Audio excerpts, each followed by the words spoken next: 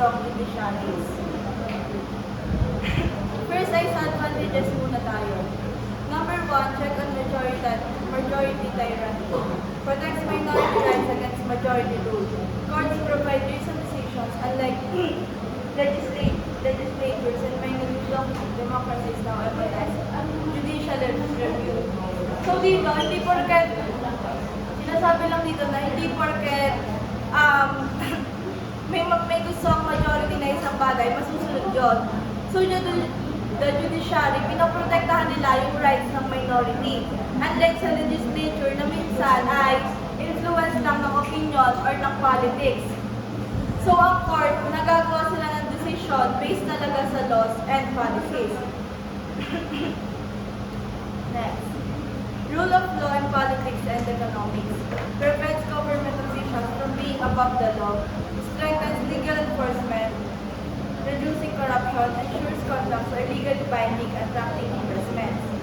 So dito, sa strong judiciary, kahit government official ka, hindi ka above the law. So hindi untouchable ang government official. Pwede silang kasuhan anytime na gumawa sila ng mali. So malaki ang help ng anti-corruption effort kasi mas nagiging transparent ang government. Kumbaga, nagkakaroon ng takot yung mga government official in case nagagawa sila ng mali. Sa economy naman, malaking parte rin ang politics. Kasi dito, kumbaga nagkakaroon na nalalagay ang loob ng mga investor na mag-invest kasi nga napoprotektahan yung mga business contracts. Disadvantages naman. Mabasa ako Ruby. Power in the hands of unelected officials. Judges have significant influence without electoral accountability. Legislators have incentives to follow the Constitution to stay in power. So dito sinasabi lang na unlike presidents, senators, or other government officials, ang mga legislators or yung mga judges, hindi sila yung binoboto. Kumbaga, hindi nila kailangan makampanyaan. Wala silang pressure na nakukuha sa public. So dito, pwedeng magkaroon ng good side and bad side. Yung good side dito, pwede silang gumawa ng decision na kumbaga pwede silang gumawa ng decision na hindi nila iniisip yung gusto or yung kagustuhan ng public or ng majority. Ang bad side naman dito, yun nga, nagkakaroon sila ng power kahit na walang direct approval galing sa mga tao kasi nga wala namang botohan na naganap. Potential to advance a political agenda. Judges may let personal views influence decisions. Accusations of judicial activism are often politically biased. So, hindi talaga perfect ang mga judges. So, kahit dapat neutral sila, minsan may mga decision sila na nagbe-base sa kanilang personal na paniniwala. So, ang judicial activism, ito yung when ang korte ay nagagawa ng bold ruling na parang gumagawa na rin sila ng policies kahit dapat trabaho yung legislature. So, example, kapag ang isang judge ay mas conservative or mas progressive, minsan nadadala yung interpretation niya ng law. So, pwedeng i-uphold or i-strike daw ng isang batas based sa paniniwala niya at hindi sa legal principles. Next ay ang bureaucracy. So, bureaucracy is the backbone ng government. Ina-ensure nito ang laws, policies, at ang program ay gumagana talaga. So, it consists of government agencies, departments, at officials na nag-handle ng day-to-day governance. So, even though hindi sila elected, meron silang important role sa kung paano papatakbuhin ang isang bansa. Task of bureaucracy. Ang number 1 ay implementation ng laws and policies. Ensures laws and programs are executed effectively. Involves planning at higher levels and routine tasks at lower levels. So dito, kahit may laws at policies na pinapasa ang Congress at Parliament, hindi ibig sabihin ito automatic na magagamit agad yan. So ina-ensure ng bureaucracy laws at ay properly executed at hindi lamang siya sa papel. So sa higher levels, ang mga bureaucrats ang nagpa-plan at nag-strategize kung paano ipapatupad ang isang batas. Sa lower levels naman, gaya ng government, ng employees, sila naman yung gumagawa para may implement yung batas na yun. Number 2, interpretation of vague laws. Bureaucrats clarify and specify legal details when laws are unclear. Legislators may leave laws vague for political or practical reasons. Minsan, ang mga batas ay hindi unclear siya or hindi siya specific.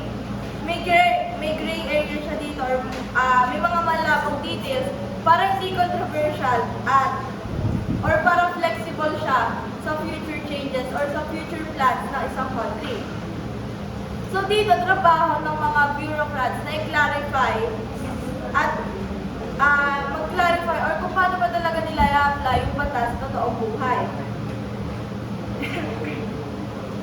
So sa practical reasons, hindi talaga alam ng mga lawmakers ang technical details. Kaya inaasa nila sa bureaucrats kung paano nila gagawing specific yung isang law or yung isang plano.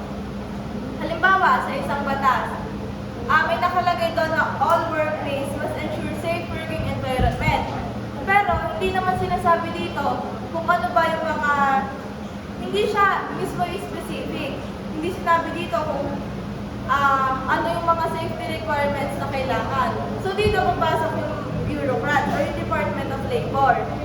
So dito maglalabas ng specific workplace, specific rules na required for exits, emergency exits, at mga protective gear.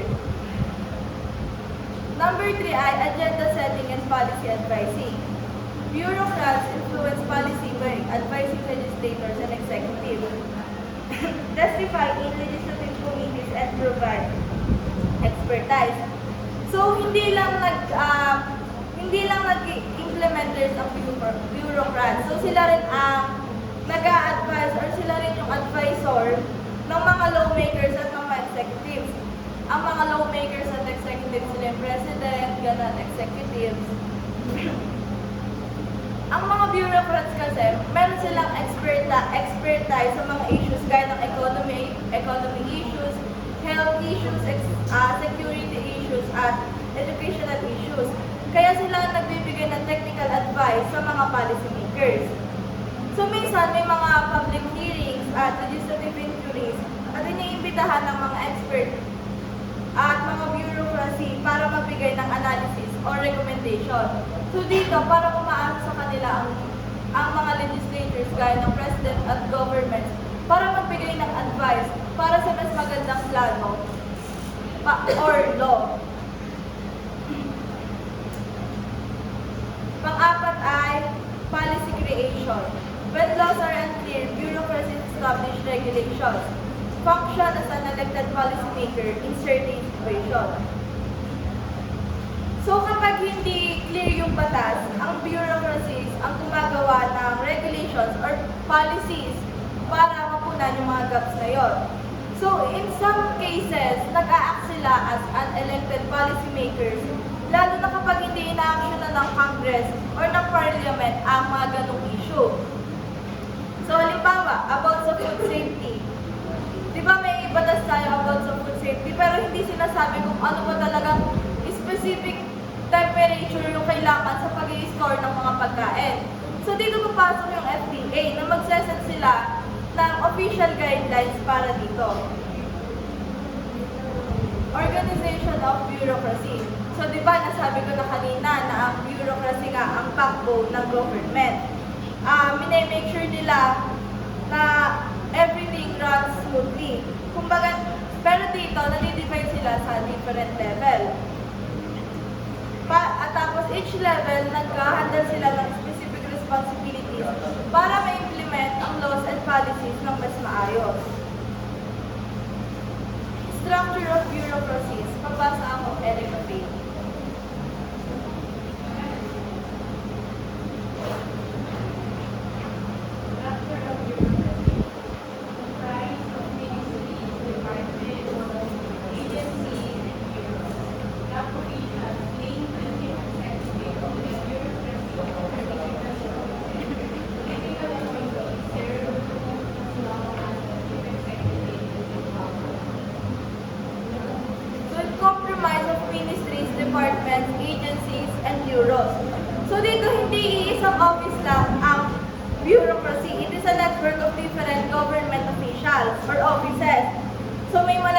may mga malaking ministries na in charge sa major areas at meron din namang agencies na nag-handle ng specific task.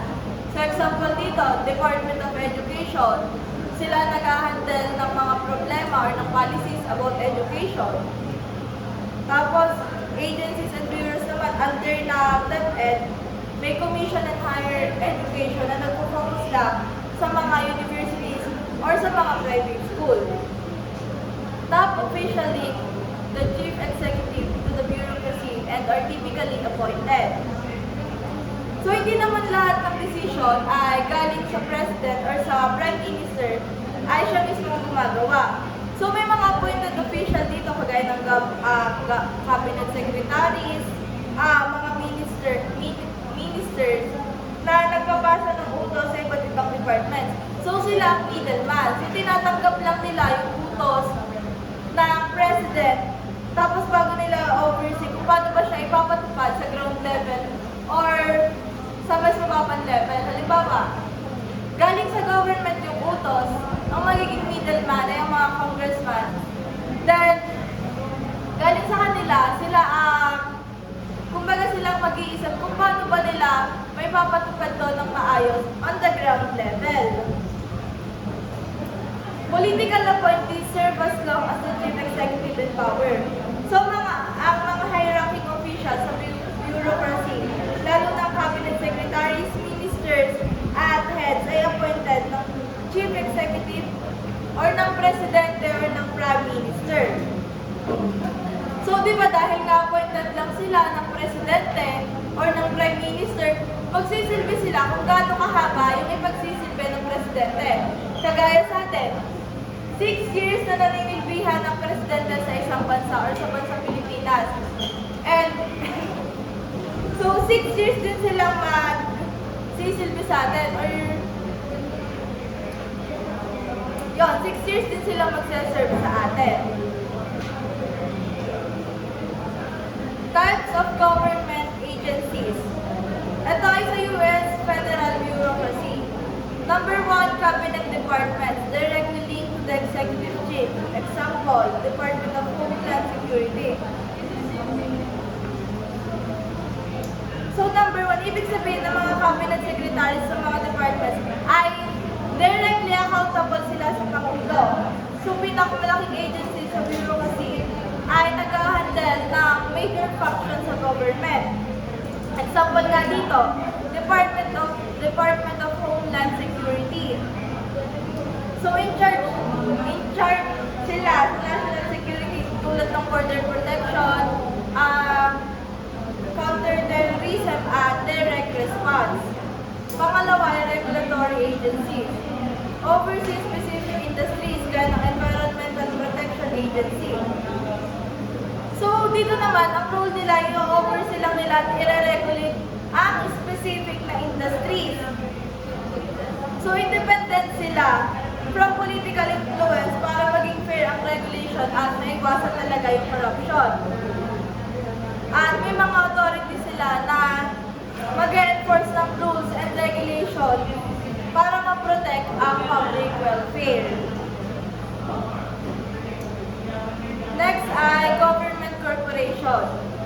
So dito sila nagpo-provide ng services like private businesses. Dito nagpo-provide sila ng services like private businesses pero may financial independence. Meaning, kumikita sila para mag-sustain ng function. Example, sa United States Postal Services, nagdi-deliver lang sila ng packages all over the US. Number 4, independent executive agencies. Nag-ooperate sila independently from the executive branch. So ito, may specific missions lang sila na related sa science, research, banking, at security.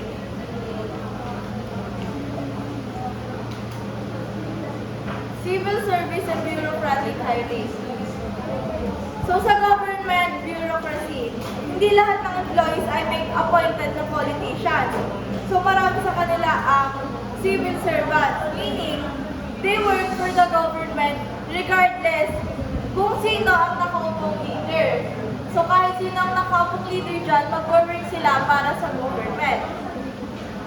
So paano nga ba sila na-hire? Middle and lower level bureaucrats or civil servants, not political appointees. Yun nga kagaya ng sinasabi ko sa inyo kanina, kahit sinong nakaupo sa gobyerno or kahit sino ang nakaupo sa taas, magse-serve sila sa government. Merit system, based on competence and expertise. So dito, hindi sila appointed ng politicians or ng kahit sinong leaders kasi kailangan nilang maging neutral sa trabaho nila.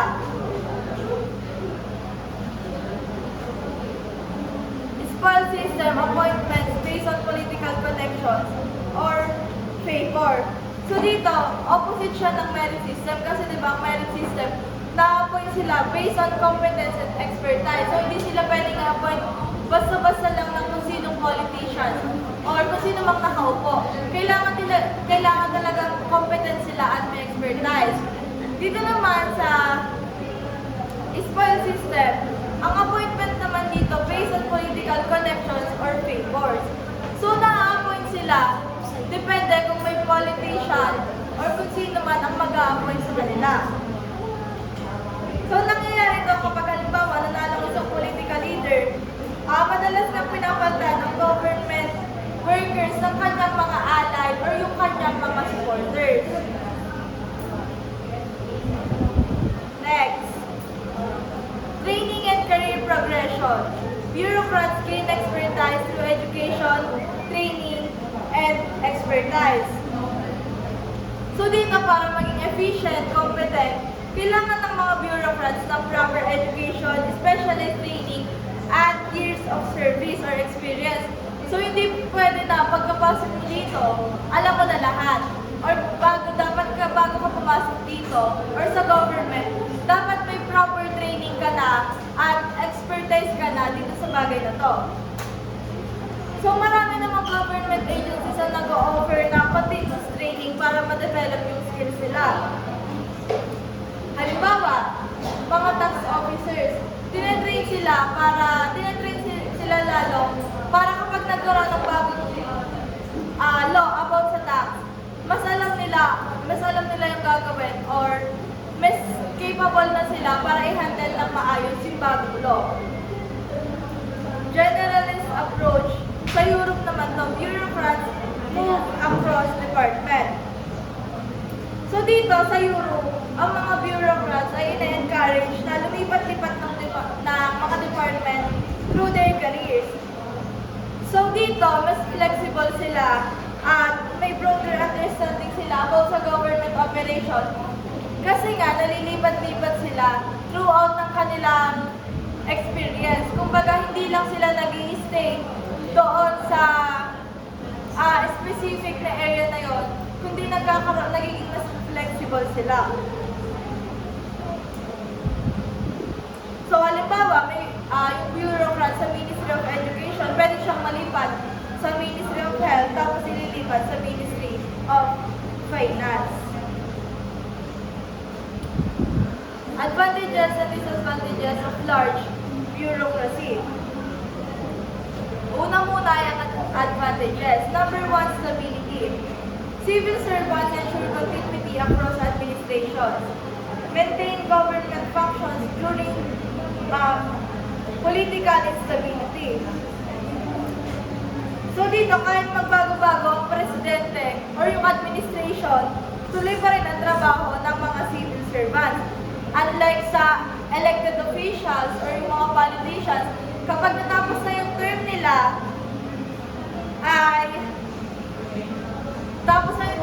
pwede na silang umalis or hindi na nila pwedeng ituloy yung kanilang mga policies or yung mga projects na gusto nilang gawin. Once na matapos na yung term nila, hanggang doon na lang yun. So yung mga bureaucrats ay nag-i-stay sila ng long term at may continuation ang policies nila and services.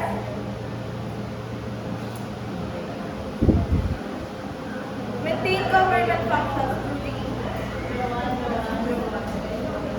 So since nga ang mga bureaucrats ay nag-work for years or even decades sa isang department, na naging expert na sila sa kanilang field. So dahil merit-based hiring, nakakasiguro tayo na ang qualifications at competence ng mga government employees ay ensured or meron talaga silang competencies bago sila ipasok dito.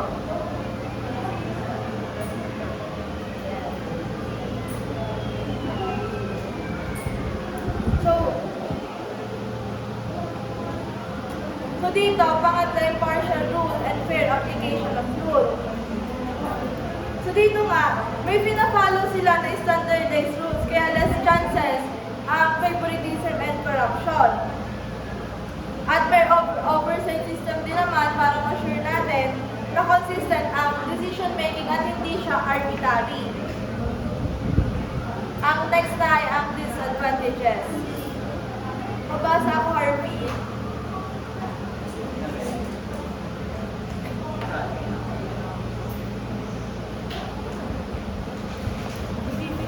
Inefficiency through overexpansion and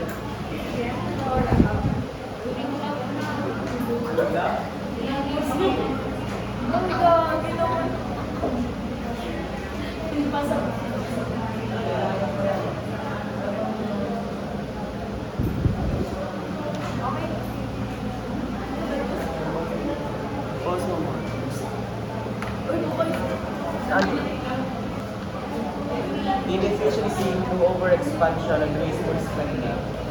Bureaucrats may seek to expand their departments for career advancement. Efficient agencies ask budget cuts, risk budget cuts, discouraging cost-saving measures. Balancing efficiency with fairness and effectiveness can be challenging. So dito, di ba, although ang large bureaucracies nga nag-help sila na maintain ang stability at fairness, so hindi sila perfect. May mga downside din, especially pagdating sa mga inefficiency, overspending, at resistance to change.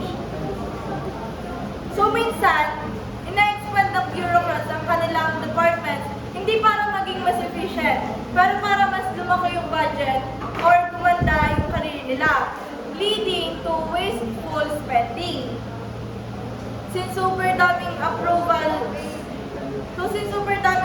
layers at strict rules, ang government process ay sobrang bagal. Kaya ang simpleng permit, license, or ayuda, minsan umaabot pa ng years or months bago dumating sa'yo or bago ma-approve.